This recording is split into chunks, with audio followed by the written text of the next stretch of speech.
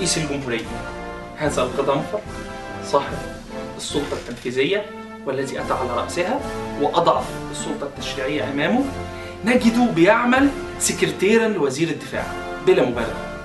إزاي؟ وزير الدفاع هو اللي بيعين المجلس الأعلى للقوات المسلحة المكون من قيادات الأسلحة والأفراد. ده تمام، وقادة الجيوش طبعا، ده تمام.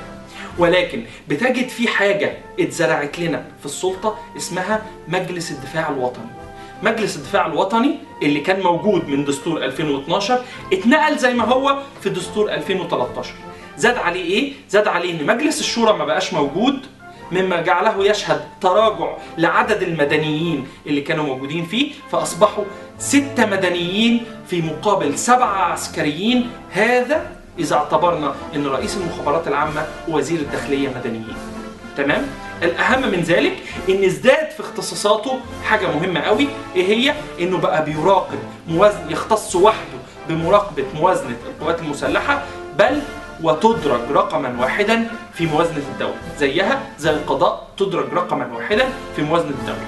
ليس لأنه حق للقضاء فالمفروض يبقى حق المؤسسة العسكرية، هو ليس حقا للقضاء وليس حقا للمؤسسة العسكرية. طيب ميزانية المؤسسة العسكرية المفروض تتراقب ازاي؟ زي ما قلنا المرة اللي فاتت، بطريقتين ملهمش تالت، يا تناقش الموازنة في جلسة عامة للبرلمان، يا إما تناقش البنود الغير عسكرية منها في جلسة عامة للبرلمان، والبنود الأخرى العسكرية بتجتمع لجنة الخطة والموازنة مع لجنة الدفاع والأمن القومي من البرلمان اللي هي فيها أعضاء منتخبين من الشعب لمناقشة قيادة القوات المسلحة في تفاصيل هذه الميزانية، ثم رفع تقرير للجلسة العامة للبرلمان. على فكرة النموذج الثاني هو المعمول به في أمريكا وإسرائيل، لأنهم دول مصنعة للسلاح ولها حساسية خاصة في أمنها القومي.